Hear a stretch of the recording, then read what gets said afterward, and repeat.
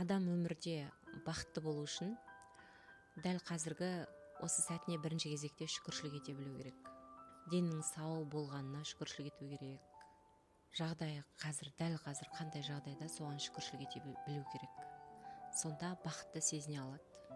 Өзгелердің өмірін аңдыма деген. Егерде мысалы өзгелердің жетістігін ғана көріп, өзінің сүйіктісімен айналыспай, әр адамда өз негіз ішкі потенциалы болады.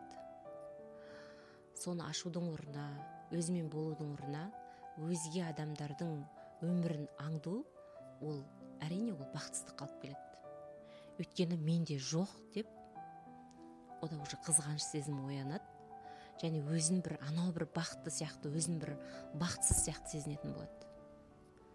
На самом деле оның өмірінде не болып отырғанынан бейхабар, бірақ та оның жетістіктерін ғана көріп, содан өзіне менде мынандай нәрсе жоқ деп салыстырудан туындайды. Өзге адамдармен, өзге адамдардың өмірін